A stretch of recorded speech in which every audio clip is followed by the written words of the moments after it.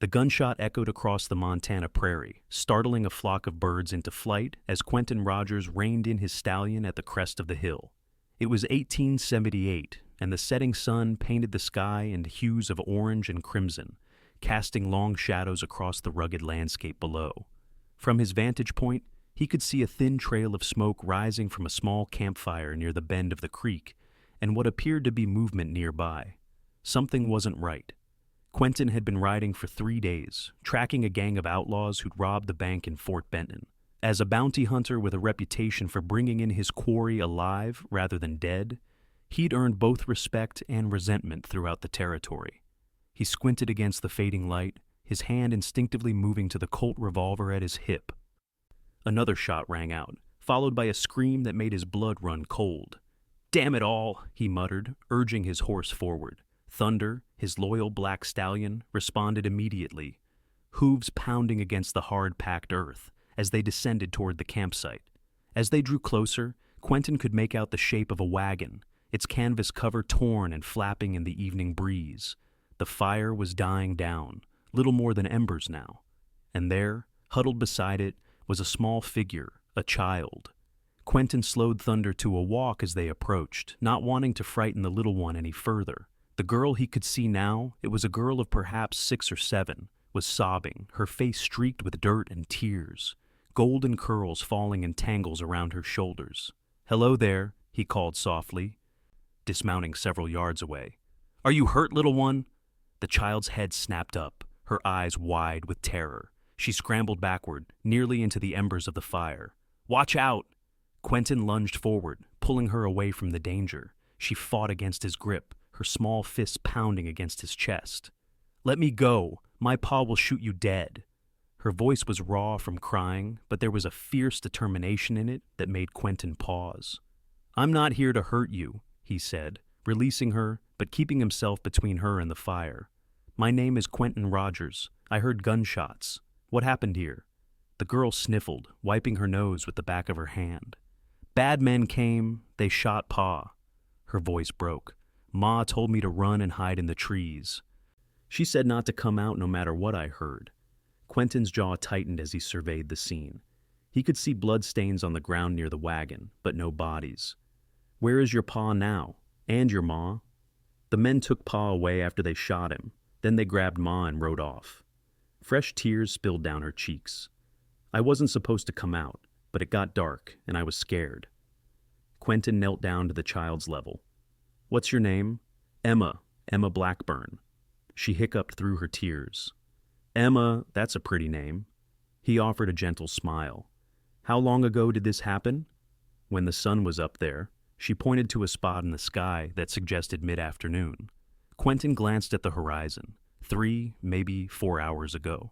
The trail would still be fresh. He could track them, but he couldn't take a child into what would certainly be danger. "Your ma sent me to bring you home," he said suddenly, the words coming to him as if from nowhere. It wasn't entirely a lie. If her mother had been taken against her will, she would certainly want her daughter safe.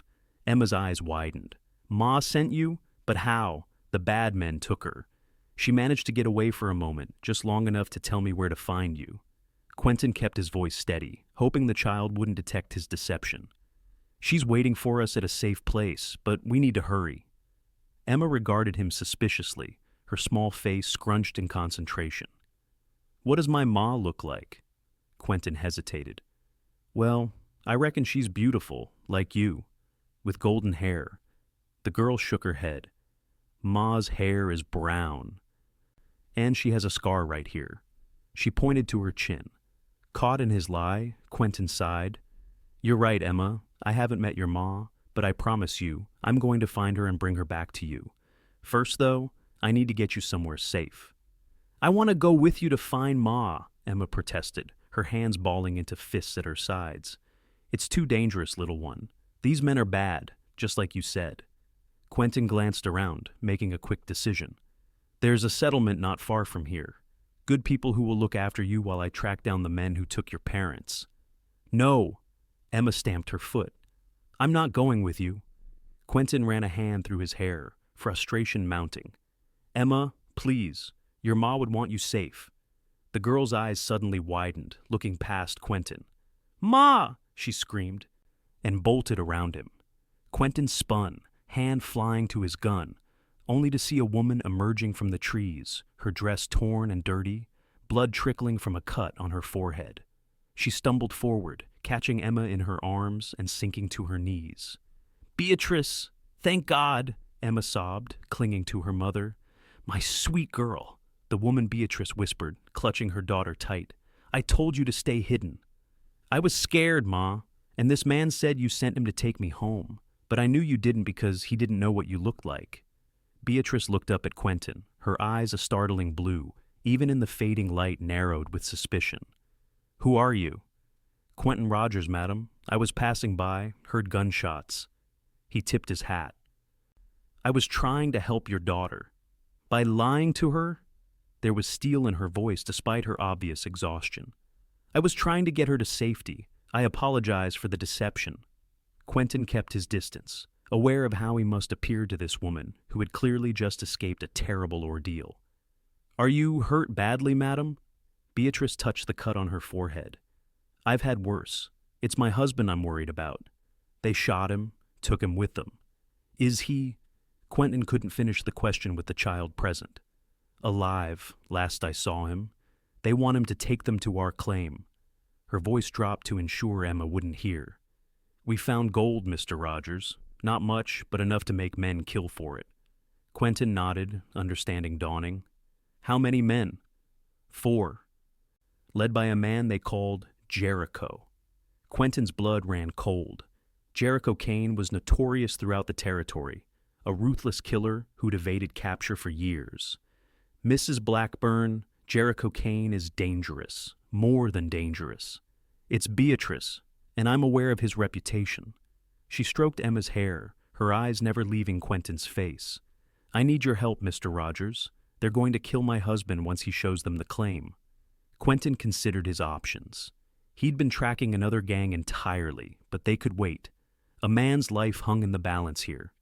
"I'll help you, Mrs. Beatrice, but first, we need to get you and your daughter to safety." "There's no time. Robert, my husband, won't be able to stall them for long." She stood, wincing slightly. "Emma can stay with our neighbors, the Petersons. Their homestead is about 5 miles east of here. And then what? You intend to come after Jericho Kane yourself?" Quentin couldn't hide his disbelief. Beatrice's jaw set in a determined line. "That's exactly what I intend to do. Robert is my husband, and I won't abandon him." "Madam Beatrice, these men are killers. They won't hesitate to put a bullet in you. Then I'll have to be faster." She pulled a small revolver from the folds of her skirt. "I know how to use this." Quentin sighed, recognizing the stubborn determination in her eyes. It was a look he'd seen before, in his own reflection. "All right, but we do this my way. I track outlaws for a living, and Jericho Kane has a bounty on his head that would make your gold claim look like pocket change." Beatrice nodded, some of the tension leaving her shoulders. "Thank you." As they gathered what supplies they could salvage from the ransacked wagon, Quentin found himself watching Beatrice Blackburn. Despite her torn clothing and the dried blood on her face, there was a grace to her movements, a quiet strength that commanded respect. Her dark brown hair was coming loose from its bun, falling in waves around her face, and those blue eyes missed nothing. They rode together through the gathering darkness, Emma seated in front of Quentin on Thunder, while Beatrice rode the family's mare. The child had finally succumbed to exhaustion, sleeping against Quentin's chest as they made their way to the Peterson homestead. "How did you escape?" Quentin asked quietly, breaking the silence between them. Beatrice kept her eyes on the trail ahead. "They were careless, thought a woman wouldn't fight back. I pretended to faint, and when one of them came to check on me, I smashed a rock into his face. In the confusion, I ran." Her voice caught. "I wanted to help Robert, but there were too many of them, and I knew Emma was alone and scared." "You did the right thing," Quentin assured her. "No sense in all of you ending up dead or captured." "That's what I keep telling myself." She glanced over at him. "What about you, Mr. Rodgers? What brings you to these parts?" "Quentin, please." "And I was tracking the Sullivan gang. They robbed a bank in Fort Benton, killed 2 people in the process." "You're a lawman?" "Bounty hunter, though some might call me a lawman when it suits them, and something less flattering when it doesn't." A small smile curved Beatrice's lips, the first he'd seen. "And which do you prefer?" "I prefer to think of myself as a man who believes in justice. The law doesn't always provide that." They lapsed into silence again, the only sounds the rhythmic hoofbeats of their horses and the occasional night bird calling. Quentin found himself acutely aware of the woman riding beside him, her profile illuminated by moonlight. She was beautiful, yes, but it was more than that. There was a quiet determination about her, a resilience that impressed him deeply. The Peterson homestead appeared as a faint glow of lamplight in the distance. As they approached, dogs began to bark, and soon a man emerged from the cabin, shotgun in hand. "Who goes there?" he called out. "It's Beatrice Blackburn, Samuel. We need your help." Recognition dawned on the man's weathered face, and he lowered his weapon. "Beatrice? What in heaven's name?" His eyes fell on Quentin and the sleeping child. "What's happened?" As Beatrice explained the situation, Mrs. Peterson appeared, ushering them inside with clucking sounds of distress. Emma was carefully transferred to a small bed in the corner, where she continued to sleep, exhausted by the day's trauma. "Of course we'll look after Emma," Mrs. Peterson assured them, pressing cups of hot coffee into their hands. "You know she's like family to us." "Thank you, Martha," Beatrice said, her voice thick with emotion. "I don't know what we'd do without you and Samuel."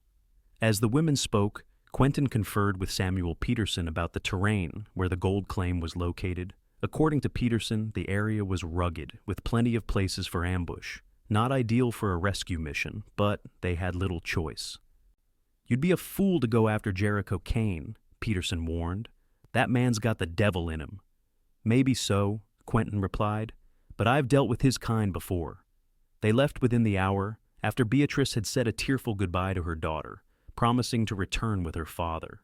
The night was clear, stars scattered like diamond dust across the vast Montana sky. Quentin led the way, following the trail left by Kane and his men. "Tell me about your husband," Quentin said, after they had been riding in silence for some time. Beatrice seemed surprised by the question. "Robert is a good man, a dreamer. He brought us out here from Philadelphia 3 years ago, convinced we could make a better life." She smiled faintly.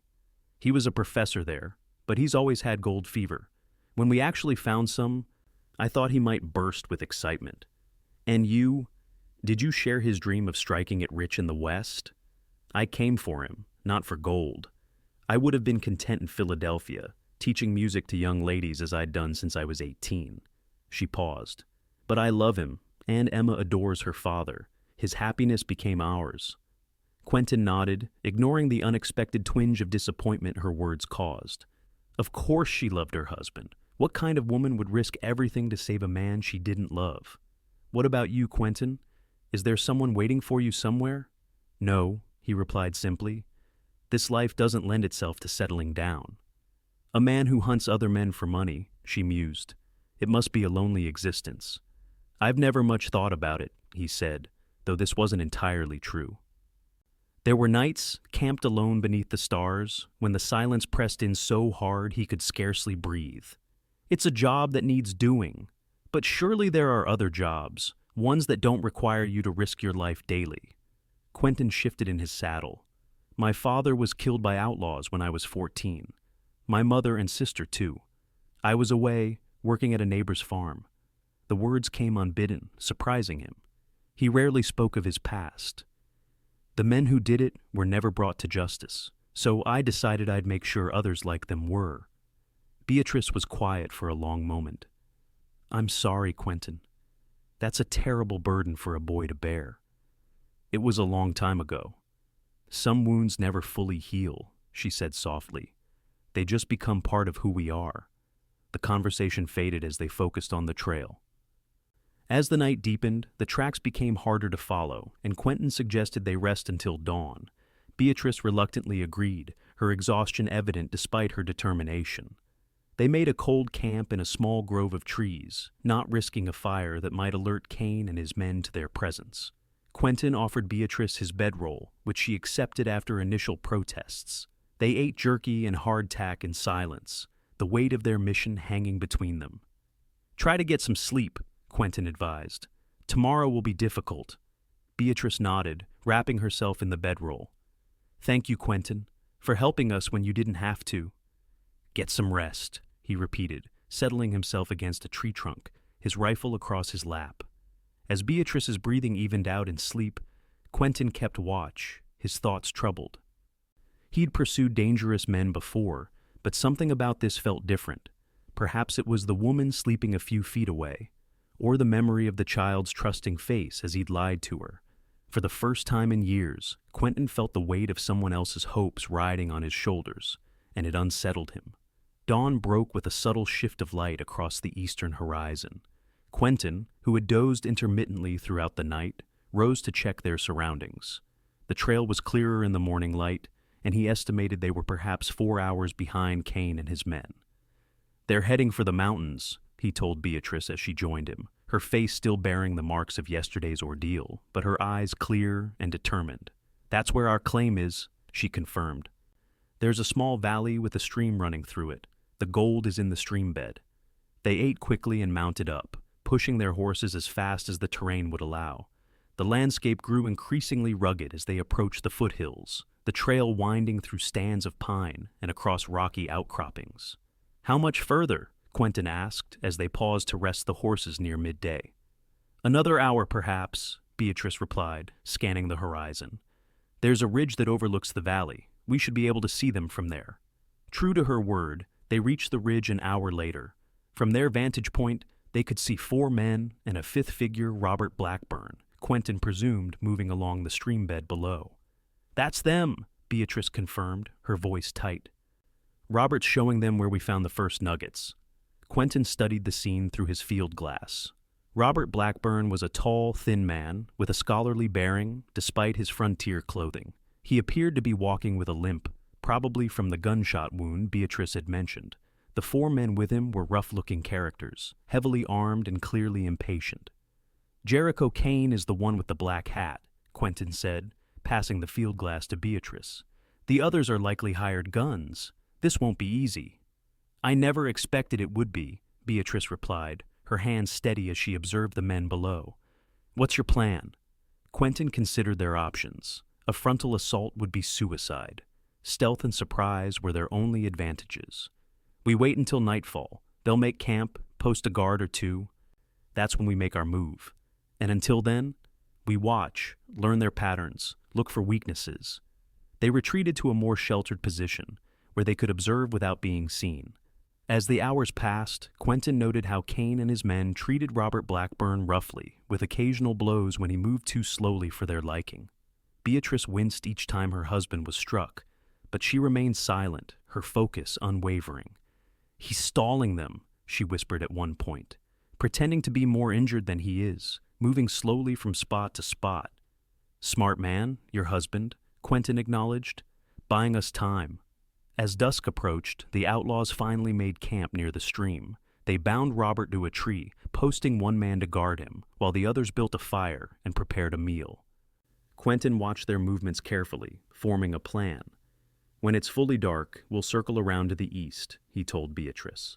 "The guard will be drowsy by then, and the fire will have died down. I'll take him out quietly, free your husband. You cover us with the rifle." "I told you, I know how to shoot," Beatrice reminded him. "I believe you, but I need you to stay hidden unless absolutely necessary. If things go wrong, you're Robert's best chance of getting out alive." Beatrice didn't like it. He could see that in the set of her jaw, but she nodded reluctantly. "All right, but if you need me, I won't hesitate." "I'm counting on that," Quentin said with a small smile. As night fell, they moved into position, approaching the camp from downwind to avoid alerting the outlaws' horses. Quentin left Beatrice concealed behind a large boulder with a clear view of the camp, the rifle steady in her hands. Moving silently through the darkness, Quentin approached the guard, who was slouched against a tree, fighting to stay awake. With practiced precision, Quentin struck the man from behind, catching him as he fell and easing him to the ground. He quickly bound and gagged the unconscious outlaw before turning his attention to Robert Blackburn. "Who are you?" the professor whispered as Quentin cut his bonds. "A friend. Your wife sent me. Can you walk?" "Beatrice is alive?" "Thank God." Relief washed over Robert's face. "Yes, I can walk, though not quickly. They shot me in the leg." "We'll manage. follow me, and stay low." They had almost reached the edge of the camp when disaster struck. Robert stumbled over a root, falling heavily with a grunt of pain that was loud in the stillness of the night. Instantly, the camp erupted into activity, men reaching for weapons as they scrambled to their feet. "Run!" Quentin shoved Robert toward the boulders where Beatrice waited, drawing his revolver and firing at the outlaws to provide cover. Gunfire erupted around them as Robert limped desperately toward safety. Quentin followed, returning fire when possible, but they were outnumbered and outgunned. A bullet grazed his arm, and he felt the hot sting of it as he continued to retreat. From her position, Beatrice fired the rifle with surprising accuracy, forcing the outlaws to take cover. Robert reached her side, and she pulled him down beside her, never ceasing her covering fire. Quentin was almost to the boulders when he heard a familiar voice call out, "Hold your fire, boys. I think I recognize our visitor." Jericho Kane stepped into the firelight, his face twisted in a cruel smile. "Quentin Rodgers, as I live and breathe, still playing the hero after all these years?"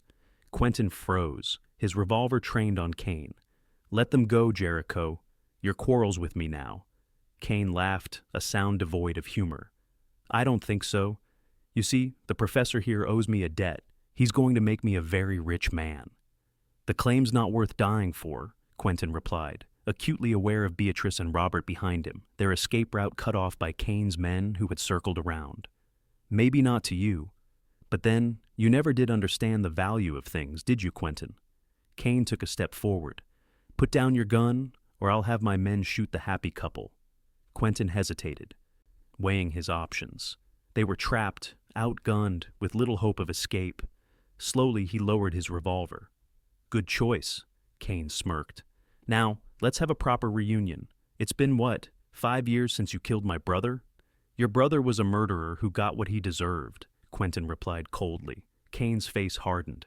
"Bind them all. We'll deal with them in the morning. I want Quentin to watch as I extract every last ounce of gold from this claim before I put a bullet in his head." The outlaws moved forward, roughly seizing Quentin, Beatrice, and Robert. As they were being tied up, Beatrice caught Quentin's eye, her expression determined rather than defeated. She glanced meaningfully toward the trees beyond the camp, and Quentin followed her gaze, noticing for the first time the shadowy figures moving silently through the darkness. "I'm sorry, Robert," Beatrice whispered to her husband. "I should never have let you come out here alone." "It's not your fault, my dear," Robert replied, his scholarly face lined with pain. "I was the one who insisted on checking the claim one last time before we departed." Kane watched their exchange with amusement. "Touching, really? But save your goodbyes for morning. You'll have plenty to say then, I imagine." As the outlaws finished securing their prisoners, the night erupted into chaos. Rifle fire cracked from the darkness, and 2 of Kane's men fell before they could even reach for their weapons. The remaining outlaw and Kane himself dove for cover, returning fire blindly into the trees. "Peterson!" Beatrice called out. "Over here!" Samuel Peterson and 3 other men from the neighboring homesteads emerged from the trees, their rifles trained on Kane and his remaining man. "Drop your weapons," Peterson commanded. Kane, realizing he was outnumbered, slowly raised his hands. "This isn't over, Rodgers," he spat as Peterson's men bound him securely. "It is for now," Quentin replied as Beatrice cut his bonds. "I sent word to the Petersons before we left," she explained, working quickly to free her husband as well. "I knew we might need reinforcements." Quentin stared at her in amazement. "You knew all along help was coming?" "I hoped," she corrected him. "Samuel promised to gather men and follow our trail if he could. I wasn't certain they'd find us in time."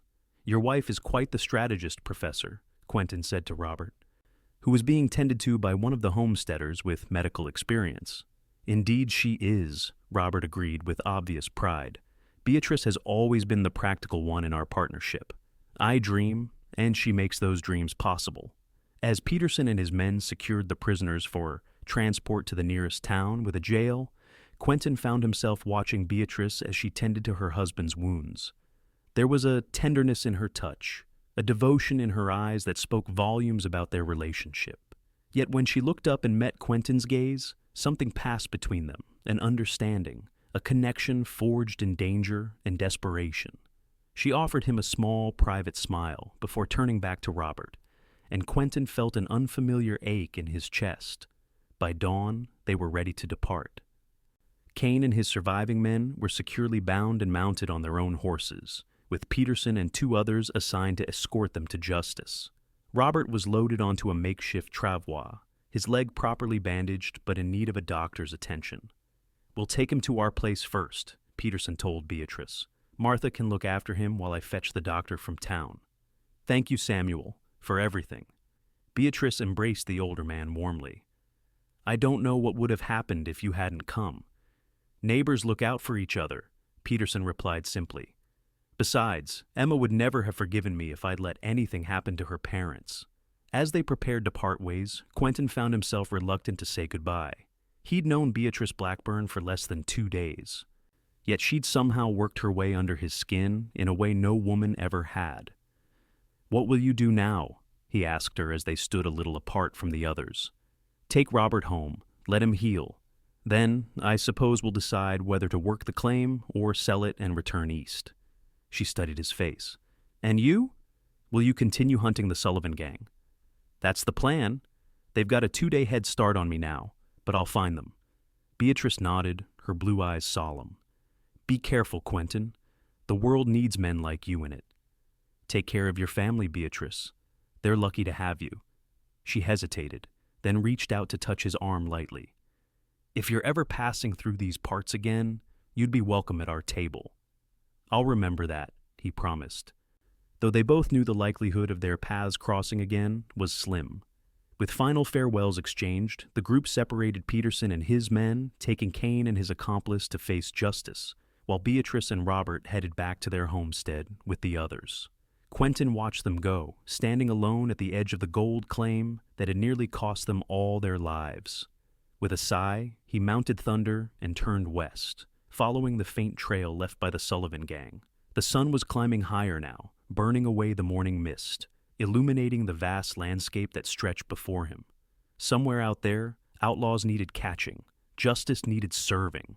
It was what he did, who he was. Yet, as he rode, his thoughts kept returning to a pair of determined blue eyes, and the woman who owned them, a woman who had shown him, however briefly, that there might be more to life than the endless pursuit of justice. 2 years later, Quentin Rodgers rode into the small settlement that had sprung up near what was now known as Blackburn Creek. The town itself was little more than a general store, a saloon, and a handful of sturdy buildings, but it represented progress in this remote corner of Montana territory. He'd thought of Beatrice Blackburn often in the intervening months, wondering what had become of her and her family. The Sullivan gang was long captured, Jericho Kane hanged for his crimes, and Quentin had found himself drawn back to this place almost against his will. The general store was busy when he entered, customers gathering supplies and exchanging news. He approached the counter, where an older woman was weighing flour for a customer. "Excuse me, madam, I'm looking for the Blackburn family. Would you happen to know where I might find them?" The woman looked up, her eyes narrowing slightly. "Depends who's asking." "An old friend, Quentin Rodgers." Her expression cleared immediately. "Mr. Rodgers, of course. The Blackburns speak of you often." She pointed through the window.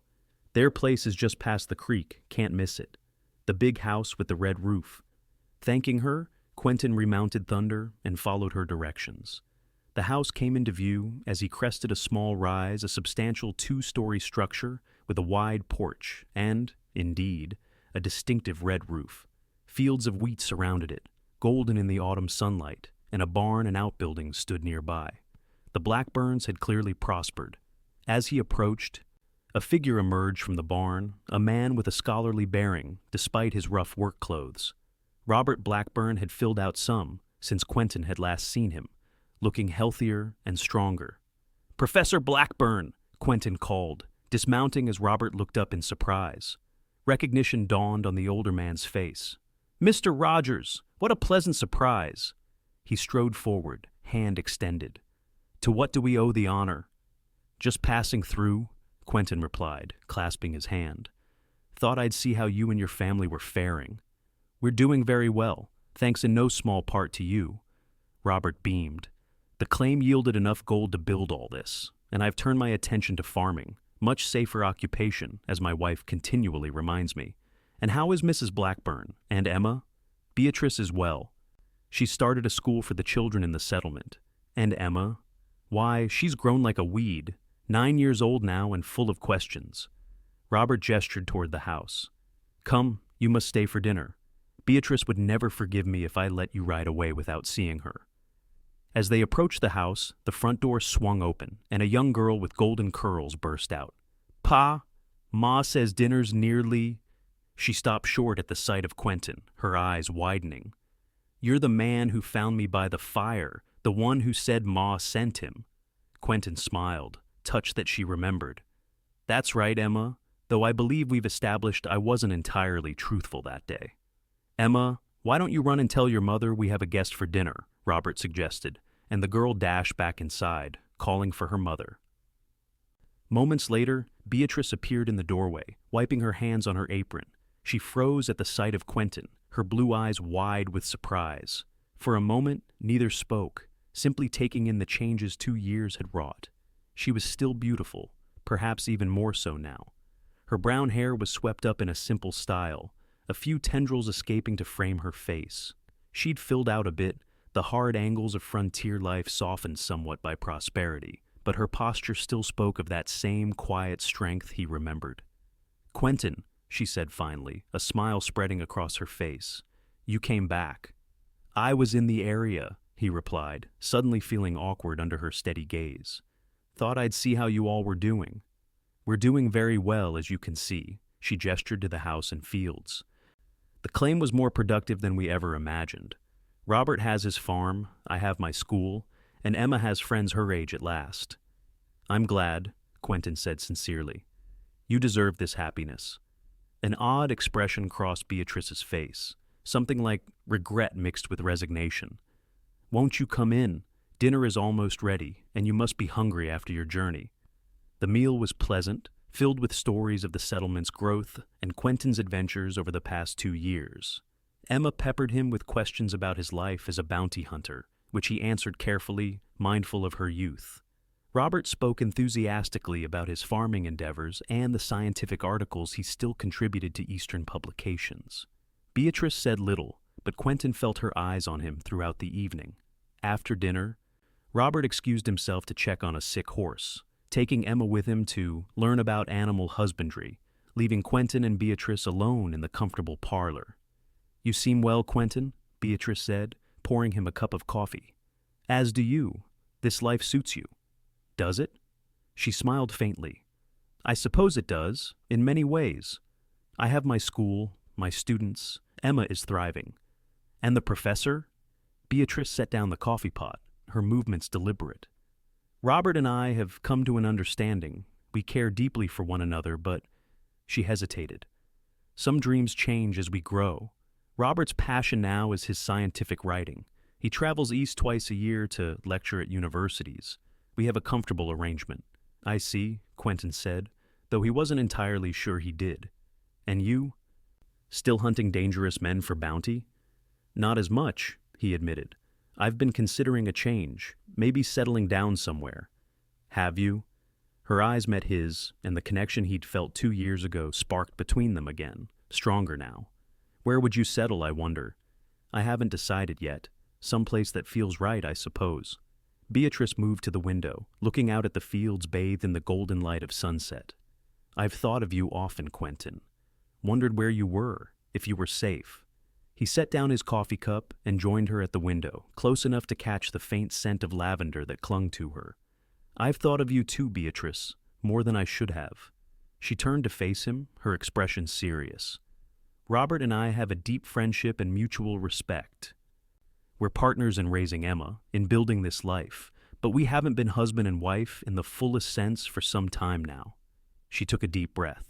I tell you this not to shock you, but because I want you to understand our situation. Quentin's heart began to race. And why do you want me to understand? Because if a man were considering settling in these parts, if he were perhaps looking for more than just a place to hang his hat. She met his gaze steadily. I would want him to know where things stood. Beatrice, he said quietly, reaching out to take her hand. "Are you saying what I think you're saying?